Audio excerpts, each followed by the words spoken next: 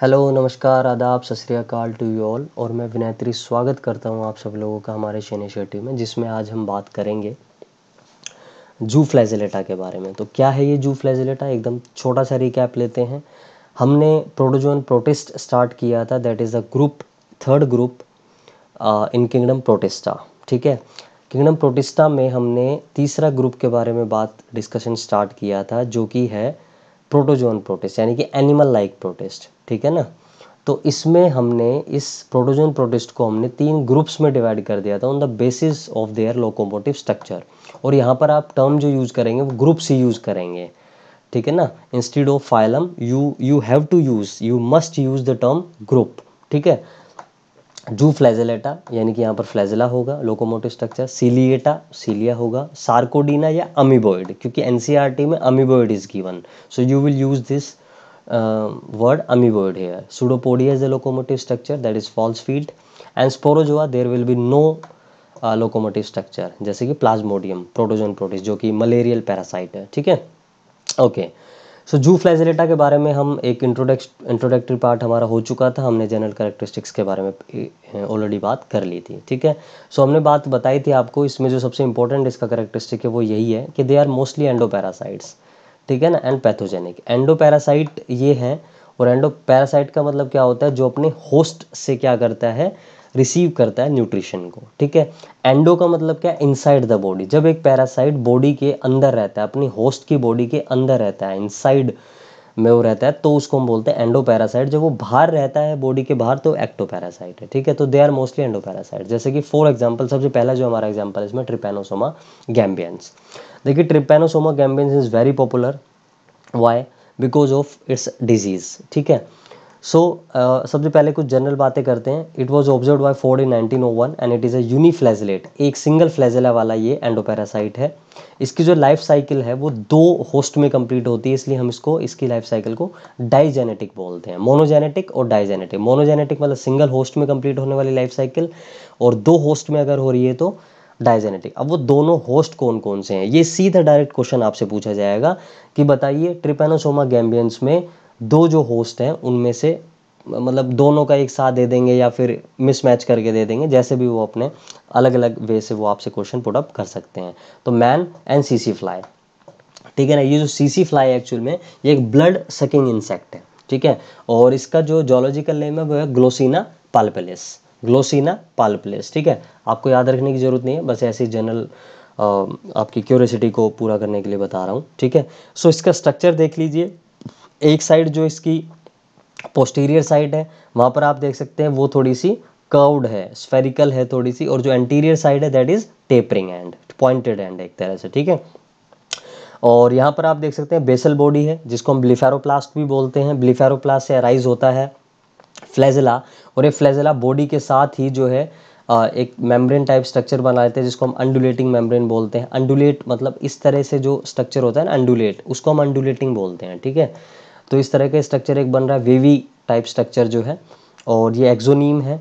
ठीक है। साथ में इसमें एक स्ट्रक्चर और होता है काइनेटोप्लास्ट, जिसको हम बोलते हैं। काइनेटोप्लास्ट क्या है, अब इनके बारे में बात कर लेते हैं। ये क्या, कौन सी चीज़ क्या है। देखिए, ब्लिफेरोप्लास्ट और बेसल ग्रैनुल, यहाँ से तो अराइज होता है कौन, आपका ये flagellum. Flagellum for the movement, ये हमें पता है। पेलिकल क्या है इसकी, मेम्ब्रेन पेलिकल, जो कि 80% प्रोटीन से बनी होती है, बाकी लिपिड और कार्बोहाइड्रेट्स होते हैं। Cytoplasm is divided into 2 categories, that is जो पेरिफेरल जो साइटोप्लाज्म है that is known as ectoplasm, और जो इनसाइड बीच वाला जो है सेंटर में जो होगा वो होगा एंडोप्लाज्म। एंडो का मतलब इनसाइड, एक्टो का मतलब आउटसाइड। ठीक है। न्यूक्लियस है, रिजर्व फूड ग्रैनुल जैसे वोल्यूटिन ग्रैनुल जो कि प्रोटीनेशियस होते हैं। Attached flagellum that is undulating membrane. Kinetoplast क्या है, काइनेटोप्लास्ट एक स्ट्रक्चर है माइटोकॉन्ड्रिया के अंदर ही। माइटोकॉन्ड्रिया के अंदर जो सर्कुलर डीएनए होता है वो इस काइनेटोप्लास्ट में होता है। ठीक है। तो इसको हम क्या बोलते हैं, काइनेटोप्लास्ट। ठीक है। सो ये पूरा स्ट्रक्चर हो गया किसका, ट्राइपैनोसोमा गैम्बियन। अब ये जो डिजीज कोज करता है इसके लिए बड़ा पॉपुलर है। एक्चुअल में इस डिजीज का नाम है अफ्रीकन स्लीपिंग सिकनेस। एक्चुअल में हम, अगर मैं आपको लेमन टर्म्स में बताऊं तो जब ये इंसेक्ट जब ये प्रोटोजोन प्रोटिस्ट जब किसी की बॉडी में एंट्री कर लेता है, यानी कि मैन की बॉडी में जब स्पेशली एंट्री कर लेता है, तो it makes that man lethargic and unconscious, मतलब वो हमेशा सोता रहेगा, हम ये कह सकते हैं। ठीक है। तो मेरा एक फ्रेंड था, वो हमेशा सोता रहता था, तो हमने उसका नाम ही ट्रिपैनोसोमा इसलिए रख दिया था। ठीक है। तो आगे की बात हम करते हैं। तो अब ये किस तरह से इसकी लाइफ साइकिल होती है वो देखते हैं। देखिए, जो सीसी फ्लाई है, यानी कि ये जो इंसेक्ट है, ब्लड सकिंग इंसेक्ट है, जिसको मैंने आपको बताया, इसका नाम है ग्लोसिना पाल्पिलिस। ठीक है। तो ग्लोसिना पाल्पिलिस के सलाइवरी ग्लैंड में ये प्रेजेंट होता है। जब ये इंसेक्ट बाइट करेगा एक मैन को, तो ये मैन के ब्लड में आ जाएगा। ठीक है।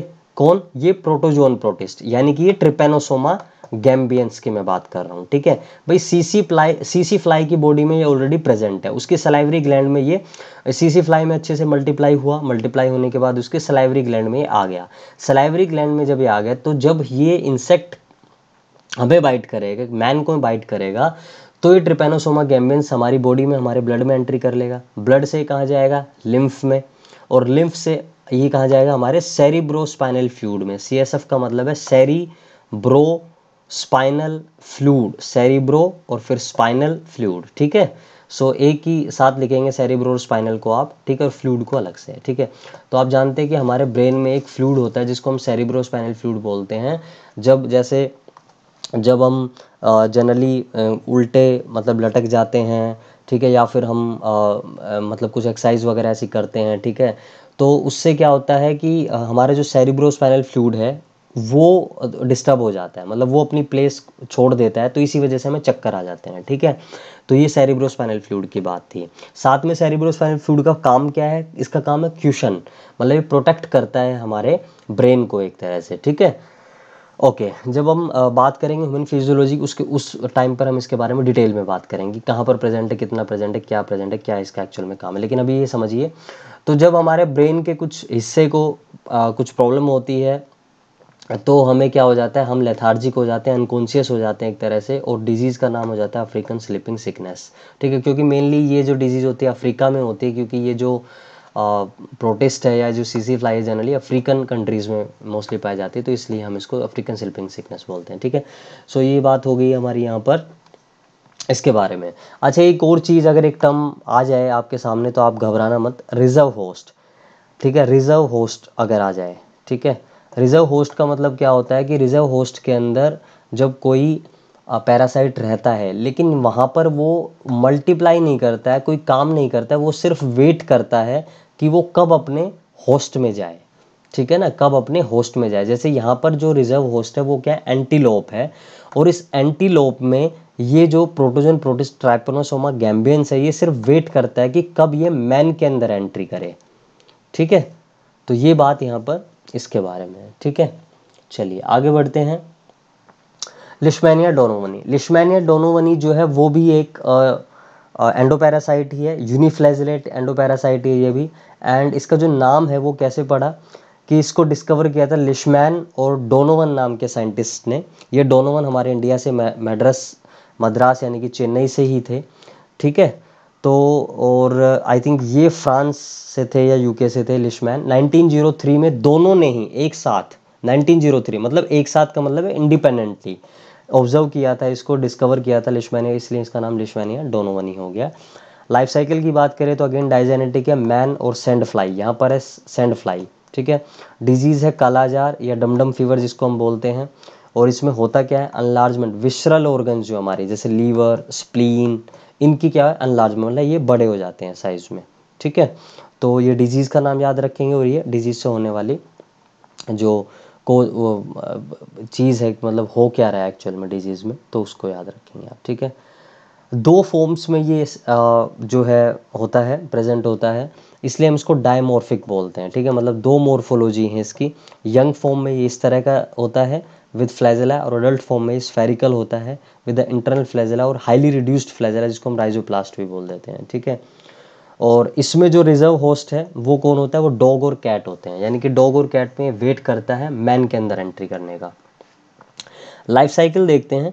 देखिए लाइफ साइकिल में क्या होता है, देखिए जब सबसे पहले इंसेक्ट के अंदर यानी कि सैंड फ्लाई के अंदर प्रेजेंट है, लेकिन यहाँ पर unlike the CC fly it is not present in its salivary gland, उसके सलाइवरी ग्लैंड में प्रेजेंट नहीं होता है, बट उसकी बॉडी में प्रेजेंट होता है। जैसे ये जो इंसेक्ट है, लेकिन इंडिया में ये माना जाता है कि इंडिया में लिशमैनिया डोनोवनी एक्चुअल में बाइट नहीं करता है, लेकिन जब इंसेक्ट को हम अपने दोनों हाथों से बाय स्लैपिंग कह सकते हैं, क्लैपिंग कह सकते हैं, जब इसे मारने की कोशिश करते हैं तो ये हमारे अंदर जो है ये पैरासाइट को लिबरेट कर देता है, ठीक है ना। जैसे ही ये पैरासाइट हमारे बॉडी के अंदर आता है तो ये मल्टीप्लाई करता है हमारे लीवर, स्प्लीन, लिम्फ नोड और बोन मैरो में, ठीक है ना। ये सब आई थिंक आपको पता है लीवर क्या है, लेकिन ह्यूमन फिजियोलॉजी में हम डिटेल में इन सब चीज़ों के बारे में बात करेंगे, ठीक है। और फिर ये ब्लड में जाता है और ब्लड में जाने के बाद ये जनरल इन्फेक्शन कोज कर देता है, तो ये डिजीज़ हो जाती है हमें कालाजार या डमडम फीवर या ब्लैक फीवर भी हम इसे बोलते हैं। क्या क्या सिम्टम्स है, यही है, हाई फीवर, बहुत ज़्यादा तेज़ फीवर होता है, बुखार हो जाता है, और enlargement of liver, spleen and anaemia. Spleen ये जो ऑर्गन है ये एक्चुअल में ग्रेवयार्ड कही जाती है आरबीसी की, और ग्रेवयार्ड के साथ ब्लड बैंक भी कही जाती है आरबीसी की। एक्स्ट्रा जो आरबीसी यहाँ पर जाकर स्टोर हो जाती हैं, और जब आरबीसी डिस्ट्रॉय होती हैं तो भी यहाँ पर ही उनको स्टोर किया जाता है, ठीक है। एनीमिया का मतलब होता है जब ब्लड हमारी बॉडी में कम हो जाता है, यानी कि आरबीसीज का जो काउंट है वो कम हो जाता है, ठीक है। तो वो जो कंडीशन डेवलप होती है एनीमिया होती है, या हीमोग्लोबिन भी कम हो जाता है जब, तो ऑब्वियसली आरबीसी जब ब्रेक डाउन हो रहे हैं, बर्स्ट हो रहे हैं, डिस्ट्रॉय हो रहे हैं, तो हीमोग्लोबिन तो होगा ही, ठीक है। तो ये लाइफ साइकिल हमने किसकी बात की, लिशमैनिया डोनोवनी की। ये स्ट्रक्चर आप यहाँ से भी देख के बना सकते हैं, क्योंकि यहाँ पर ये थोड़ा सा स्फेरिकल टाइप बना है, मतलब ये जो एंड्स हैं दोनों, अगर आप देखें ये जो एंड दोनों आप देख रहे हैं, ये तो मैंने कोशिश की बनाने की, लेकिन ये गलती से थोड़ा राउंडेड ही रह गया, तो आप इसको यहाँ से बेटर होगा यहाँ से बना लें, क्योंकि टेपरिंग एंड है दोनों तरफ। काइनेटोप्लास्ट जैसे मैं आप बता चुका हूँ, न्यूक्लियस, गोल्गी एपरेटस, ये सब चीज़ें यहाँ पर देखने को मिल रही हैं, ठीक है। और ये फ्लैजेलम आप देख सकते हैं हाईली रिड्यूस्ड फॉर्म है, ठीक है। और ये दो फॉर्म है, याद रखने की जरूरत नहीं है, मेस्टिगोट और प्रोमेस्टिगोट फॉर्म, ये आपको याद रखने की जरूरत नहीं है। अब आता है ट्राइकोनिम्फा कैम्पेन्यूला। ट्राइकोनिम्फा कैम्पेन्यूला भी इंपॉर्टेंट है, क्योंकि ये भी हमारी जनरल लाइफ से रिलेटेड है। देखिए टर्माइट्स का नाम आपने सुना होगा, दीमक। दीमक कैसे जो है वुड को खा पाती है, ठीक है, वुड को किस तरह से डिस्ट्रॉय कर पाती है, उसको किस तरह से वो ईट कर लेती है टर्माइट्स, उसका रीज़न है। देखिए टर्माइट्स का मतलब दीमक, और वुड जो है उसका सीधा सीधा मतलब है सेलुलोज। वुड हो या पेपर हो, इनका मतलब क्या है, सेलुलोज, ठीक है। और सेलुलोज क्या है ये हमें पता होना चाहिए, ये एक क्या है, स्ट्रक्चरल पॉलीसेकेराइड है। स्ट्रक्चरल पॉलीसेकेराइड है, एक स्ट्रक्चर बनाने वाला पॉलीसेकेराइड। काइटिन और सेलुलोज दो स्ट्रक्चर पॉलीसेकेराइड होते हैं, स्टार्च और ग्लाइकोजन दो स्टोरेज पॉलीसेकेराइड होते हैं, ठीक है। तो सेलुलोज क्या है, ग्लूकोज मोनोमेरिक यूनिट से बना हुआ एक क्या है, एक पॉलीसेकेराइड है, ओके। ट्राइकोनिम्फा कैम्पेन्यूला एक मल्टीफ्लैजेलेट जो है कह सकते हैं आप एंडोपैरासाइट है, और ये टर्माइट्स के इंटेस्टीन में रहता है। टर्माइट्स के सॉरी पैरासाइट नहीं है, I am extremely sorry, parasite नहीं, सिम्बायंट है ये, सिम्बायंट है ये, और ये इंटेस्टीन में रहता है किसके, टर्माइट्स की, ठीक है। अच्छा, अब ये सिम्बायंट कैसे है, देखिए टर्माइट्स इसको घर दे रही है रहने के लिए, ठीक है। म्यूचुअल मतलब म्यूचुअल एसोसिएशन, दोनों का जब बेनिफिट होता है, होस्ट का भी और गेस्ट का भी, तो उस तरह के एसोसिएशन को हम क्या बोलते हैं, सिम्बायोसिस। तो ये सिम्बायंट के तौर पे रहता है in the intestine of termites. अभी जो ट्राइकोनिम्फा है ये टर्माइट्स की कैसे मदद करता है, ये एक्चुअल में टर्माइट्स की मदद करता है वुड को ईट करने में। वुड को, जो हमारी जो अलमीराज हैं या वुड के जितने भी हमारे घर में जो स्ट्रक्चर होते हैं, उन सब का जो रीज़न है एक्चुअल में दीमक नहीं, एक्चुअल में ट्राइकोनिम्फा है। आज आपको ये बात समझ में आ गई होगी कैसे, क्योंकि इसके पास एक एंजाइम होता है जिसको हम बोलते हैं बीटा ग्लूकोसाइडेजेज एंजाइम। ये जो बीटा ग्लूकोसाइडेजेज एंजाइम है, ये क्या करता है, ये एंजाइम सीक्रेट किया जाता है ट्राइकोनिम्फा के द्वारा, और ये एंजाइम क्या करता है, सेलुलोज को ग्लूकोज में ब्रेक डाउन कर देता है, ठीक है। जो कि एक्चुअल में टर्माइट्स, हम बोलते हैं कि टर्माइट्स कर रहे हैं, एक्चुअल में टर्माइट्स नहीं कर रहे हैं, एक्चुअल में ये ट्राइकोनिम्फा का ये एंजाइम कर रहा है बीटा ग्लूकोसिडेज। जैसे सेम केस आप देख सकते हैं रूमिनेंट्स में भी होता है। रूमिनेटिंग एनिमल्स यानी कि काउज बफेलो, काउ बफेलो कैसे घास खा पाती हैं, how they are able to digest the grass. Grass भी तो सेलुलोज ही है भाई, वो एक प्लांट है और प्लांट में क्या होता है, सेलुलोज होता है, ठीक है। तो वो कैसे सेलुलोज खा पा रहे हैं, हम क्यों नहीं खा पाते हैं, डाइजेस्ट कर पाते हैं घास को, या फिर हम क्यों नहीं डाइजेस्ट कर पाते हैं जो है पील्स को, यानी कि छिलके, वेजिटेबल्स के छिलके को हम क्यों नहीं डाइजेस्ट कर पाते, हम क्यों हमेशा छिलके को रिमूव करते हैं फिर हम खाना पकाते हैं, बिकॉज हम सेल वॉल में जो सेलुलोजिक सेल वॉल होता है प्लांट्स में, तो उस सेलुलोजिक सेल वॉल के लिए हमारे पास एंजाइम नहीं है सेलुलेज। और ये एंजाइम किसके पास होता है, ये एंजाइम रूमिनेटिंग एनिमल काउ बफेलोज के पास होता है, गोट के पास होता है ये, इसलिए they are able to eat all these peels, यानी कि covering of the vegetable and also grass, ठीक है। और एक्चुअल में इनके पास भी नहीं होता है ये एंजाइम। इनके पास भी एक बैक्टीरिया होता है, रूमिनेटिंग एनिमल काऊ और बफेलो के पास एक बैक्टीरिया होता है जिसके पास एंजाइम होता है सेलुलोज, जो सेलुलोज को ग्लूकोज में ब्रेक डाउन करता है, जैसे कि यहाँ पर बीटा ग्लूकोसिडेज कर रहा है। ठीक है जी, तो ये बात समझ में आई होप आपको आ गई होगी। इसके बाद करते हैं जियार्डिया इंटेस्टाइनलिस। अब देखिए इसको आप बड़े अच्छे से याद रखेंगे कि क्योंकि ये ग्रैंड ओल्ड मैन है इंटेस्टीन का, ये हमारी इंटेस्टीन में रहता है, हमारी आंतों में ये रहता है। इसको डिस्कवर किया था सबसे पहले एंटोन वॉन लीeuwenhoek ने अपने ही फीकल मैटर में। ठीक है, और ये पहला पैथोजेनिक प्रोटिस्ट है। सीधा क्वेश्चन आ सकता है कि बताइए कि पहला पैथोजेनिक प्रोटिस्ट जो डिस्कवर किया गया था वो कौन था, तो जियार्डिया इंटेस्टाइनलिस। अब देखिए ग्रांड ओल्ड मैन से भी आ जाए कि ये बूढ़ा हो गया है, तो पहला ही किया गया होगा, बहुत पहले किया होगा तभी आज ये बूढ़ा हो गया, ऐसे भी आप याद रख सकते हैं। लेकिन उसका ऐसे इससे कुछ लेना देना नहीं है, उसके बारे में बात करते हैं। स्ट्रक्चर बाई न्यूक्लियर, 2 न्यूक्लियस हैं, एक एडेसिव डिस्क है जो इसको हेल्प करती है ताकि हमारी इंटेस्टीन से अटैच हो सके। 2 एक्जोस्टाइल्स हैं। अब ये एक्जोस्टाइल्स क्या हैं, देखिए लॉन्ग स्ट्रॉन्ग स्ट्रक्चर्स हैं जो माइक्रोफिलामेंट से बने होते हैं, और माइक्रोफिलामेंट्स के बारे में हम लेटर ऑन बात करेंगे जब चैप्टर आएगा हमारा नेक्स्ट यूनिट में, एक्चुअल में हम बात करेंगे सेल बायोलॉजी में। तो ये जो एक्जोस्टाइल है ये एक्चुअल में मदद करता है जो है मूवमेंट और सपोर्ट, सेल को सपोर्ट करने में और मूवमेंट में मदद करता है। पैराबेसल बॉडी एक लार्ज इरेगुलर बॉडी होती है जो किस में मदद करती है, पैराबेसल बॉडी। वैसे तो एज सच इसका कुछ फंक्शन कहीं पर दिया नहीं हुआ था, लेकिन फिर भी हम इसको मान लेते हैं कि ये एक तरह का गोल्गी अपरेटस है। ठीक है ना, गोल्गी अपरेटस है parabasal body, basal body. 4 pair flagella के होते हैं जो कि बैकवर्डली डायरेक्टेड होते हैं। अभी हम स्ट्रक्चर देखेंगे जब आपको अच्छे समझ में आ जाएगा। लाइफ साइकिल कैसे, मोनोजेनेटिक यानी कि सिर्फ ह्यूमंस मैन में ही होता है।